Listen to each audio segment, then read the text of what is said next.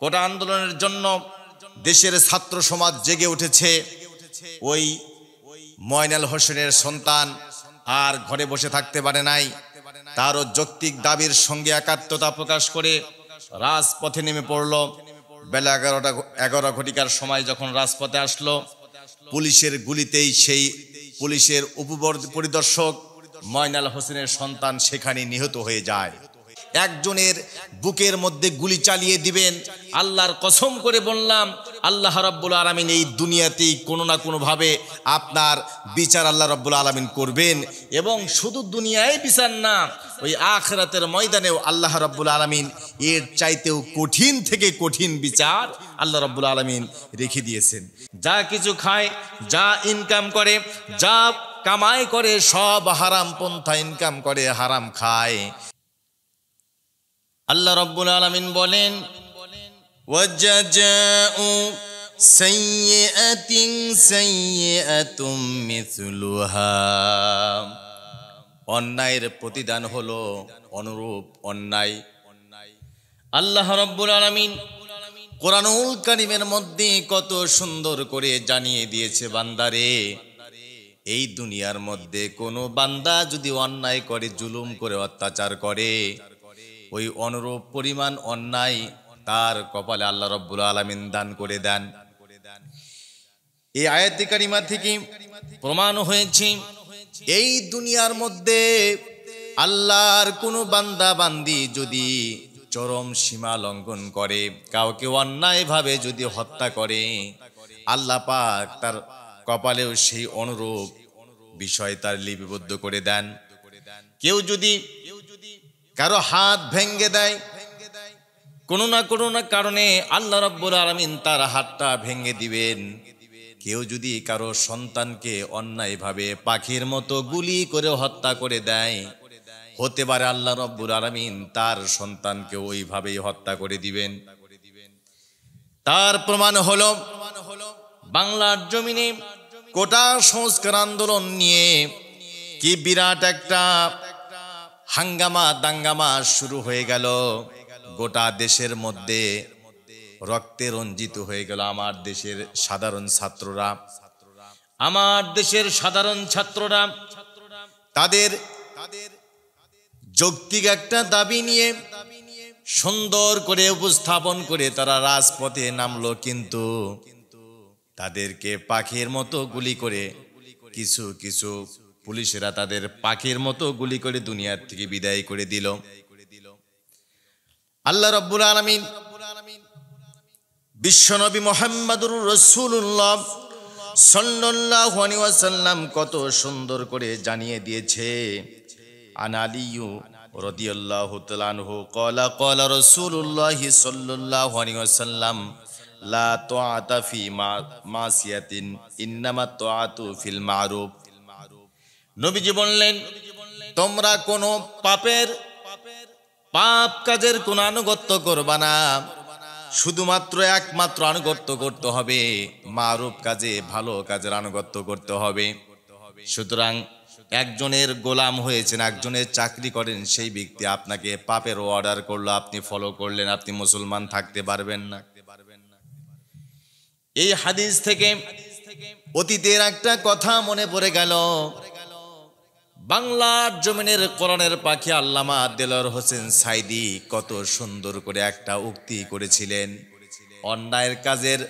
অন্যায় কাজের আনুগত্য করার চাইতে পানের দোকান দিয়ে খাওয়া অনেক ভালো। আজকে অন্যায়ের আদেশ পালন করতে করতে তাদের দিল কলিজা একদম নষ্ট হয়ে গিয়েছে। সেই ঘটনার পরিপ্রেক্ষিতে দ্য ডেইলি স্টার একটা প্রতিবেদন প্রকাশ করেছেন যে রাজারবাগ থানার উপপরিদর্শক, তার নাম হচ্ছে ময়নাল হোসেন। এই ময়নাল হোসেনের সন্তান মাত্র 17 বছর বয়স। সেই 17 বছরের সন্তানকে তার মা আটকে রাখতে পারে নাই, বাবাও আটকে রাখতে পারে নাই। বারবার তার সন্তানকে শাসন করার পরেও ওই সন্তানকে ঘরে আটকে রাখা সম্ভব হয় নাই।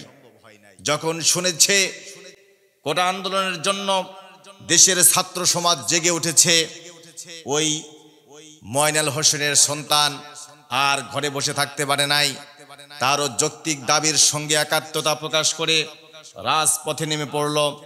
বেলা 11 ঘটিকার সময় যখন রাজপথে আসলো, পুলিশের গুলিতেই সেই পুলিশের উপপরিদর্শক ময়নাল হোসেনের সন্তান সেখানে নিহত হয়ে যায়। সন্তানকে আর খুঁজে পায় না। মা তার স্বামীকে ফোন করলো, প্রাণের স্বামী, আমার সন্তানকে তো আর ফিরে পাই না, কোথায় গিয়েছে আর তো খুঁজে পাওয়া যাচ্ছে না। সেই জন্য তার স্বামী ময়নাল হোসেন রাজারবাগ থানার উপপরিদর্শক, তিনি চলে আসলেন ছুটি নিয়ে। সন্তানের খোঁজ করলেন, ছবি নিয়ে দাঁড়ে দাঁড়ে খোঁজ করলেন, বিভিন্ন মেডিকেলে খোঁজ করলেন, কিন্তু কোথাও পেলেন না। ঢাকা মেডিকেল কলেজ হাসপাতালে যখন গেলেন, সেখানেও বিভিন্ন ওয়ার্ডে ওয়ার্ডে ঘুরে ঘুরে তার সন্তানকে খুঁজে পেলেন না। অবশেষে একজন সাংবাদিক বলল, ভাই আপনি জলদি করে এই ঢাকা মেডিকেল কলেজের মর্গে চলে যান। আল্লাহর বান্দা ঢাকা কলেজের মেডিকেলের সেই মর্গে চলে যাওয়ার পর তার সন্তানকে সেই রুমের মধ্যে খুঁজে পেলেন। আহারে, সন্তান হারানোর যে ব্যথা, সন্তান হারানোর যে কষ্ট, সেই ওসি আর তার স্ত্রী সেদিন বুঝতে পেরেছিল। সুতরাং একজনের বুকের মধ্যে গুলি চালিয়ে দিবেন, আল্লাহর কসম করে বললাম, আল্লাহ রাব্বুল আলামিন এই দুনিয়াতেই কোনো না কোনো ভাবে আপনার বিচার আল্লাহ রাব্বুল আলামিন করবেন। এবং শুধু দুনিয়ায় বিচার না, ওই আখিরাতের ময়দানেও আল্লাহ রাব্বুল আলামিন এর চাইতেও কঠিন থেকে কঠিন বিচার আল্লাহ রাব্বুল আলামিন রেখে দিয়েছেন।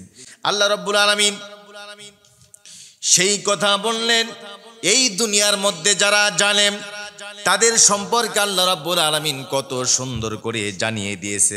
বান্দারে শোনো, ওয়া তারা কাসীরাম মিনহুম ইউসারিউনা ফিল ইসমি ওয়াল উদওয়ান ওয়া আকলিহিমুস সুহতা লাবিসা মা কানু ইয়ামালুন। এই দুনিয়ার যারা জালেম, যারা জুলুম করে অত্যাচার করে, তারা দৌড়ায়, প্রতিযোগিতা করে পাপের দিকে। যেখানে সন্ত্রাস আছে সেই সন্ত্রাসের দিকে দৌড়ায়, যেখানে ডাকাতি আছে ডাকাতির দিকে দৌড়ায়, যেখানে মানুষকে খুন করতে হবে খুনের দিকে দৌড়ায়, যেখানে অন্যায়ভাবে মানুষের অধিকারগুলি নষ্ট করতে হবে সেই দিকে দৌড়ায়, যেখানে মানুষকে কষ্ট দেওয়া লাগবে সেই দিকে দৌড়ায়। আর আল্লাহ রাব্বুল আলামিন বলেন, ওয়াল উদওয়ান, তারা পাপের দিকে দৌড়ায়, ওয়া আকলিহিমুস সুহতা লাবিসা মা কানু ইয়ামালুন। আর যারা ওই সমস্ত জালেমরা যা ভক্ষণ করে সব কিছু হারাম ভক্ষণ করে, যা কিছু খায়, যা ইনকাম করে, যা কামাই করে সব হারাম পন্থা ইনকাম করে, হারাম খায়। আল্লাহ রাব্বুল আলামিন বলেছেন, এই জালেমদের জন্য দুনিয়ার মধ্যেও শাস্তি রেখে দিয়েছি, আখিরাতের ময়দানেও আমি আল্লাহ রাব্বুল আলামিন মহা শাস্তি রেখে দিয়েছি। আমার বন্ধুগণ, আল্লাহ রাব্বুল আলামিন সেই কথা বললেন, কুলিল্লাহুম্মা মালিকিল মুলকি তুতিল মুলকা মান তাশাউ ওয়া তুইজ্জু ওয়া তানজিউল মুলকা মিম্মান তাশাউ ওয়া তুইজ্জু মান তাশাউ ওয়া তুযিল্লু মান তাশাউ বিয়াদিকাল খায়র ইন্নাকা আলা কুল্লি শাইইন কাদির। আল্লাহ পাক বলেন, আমি আল্লাহ রাব্বুল আলামিন এই দুনিয়ার মধ্যে কাউকে ক্ষমতা দান করি, আবার কাউকে ক্ষমতার থেকে ছিনায় নেই। আমি আল্লাহ রাব্বুল আলামিন কাউকে ক্ষমতা দান করে ইজ্জত দান করি, আবার কাউকে ক্ষমতা দিয়ে এই দুনিয়ার মধ্যে বেইজ্জতি করে দেই। সুতরাং ইতিহাস সাক্ষ্য দিয়ে দেয়, এই দুনিয়ার মধ্যে ক্ষমতা পাওয়ার পরে, এই দুনিয়ার মধ্যে ক্ষমতায় অধিষ্ঠিত হওয়ার পরে আল্লাহর যেই বান্দারা জুলুম করবে, অত্যাচার করবে, এই জালেমরা যখন মারা যায়, মারা যাওয়ার পরে যখন খবর প্রকাশিত হয়ে যায়, ওই খবরের কমেন্টগুলো পড়ে দেখবেন এদের লাঞ্ছিত জীবন ছাড়া কোনো সফলতা নাই। নবীজি বললেন, যেই কাজ করতে গিয়ে আল্লাহর সন্তুষ্টি অর্জন করা যাবে, সেই কাজ করতে গিয়ে যদি তোমার ফাঁসিও হয়ে যায়, রিমান্ডও হয়ে যায়, জীবনটাও চলে যায়। তোমার সন্তান যদি জীবনটাও দিয়ে দেয়, তোমার যদি ফসলের ক্ষতি হয়ে যায়, তোমার ব্যবসার ক্ষতি হয়ে যায়, তোমার চাকরির ক্ষতি হয়ে যায়, এই কাজ করতে গিয়ে আল্লাহর সন্তুষ্টি অর্জন, তাহলেই তুমি সফল হলা। আর যেই কাজ করতে গিয়ে আল্লাহর অসন্তুষ্টি হবে, আল্লাহ অসন্তুষ্ট হয়ে যাবে, ওই কাজ করতে গিয়ে যদি তামাম পৃথিবীর যদি রাজত্ব পেয়ে যাও, তামাম পৃথিবীর যদি রাজা বাদশা হয়ে যাও, তাও তুমি ব্যর্থ হয়ে যাইবা। সুতরাং এই দুনিয়াটা হচ্ছে পরীক্ষার জায়গা, এখানে পরীক্ষা দিতে হবে। এই দুনিয়ায় পরীক্ষা দিয়েই আখিরাতের ময়দানে জান্নাত অর্জন করতে হবে।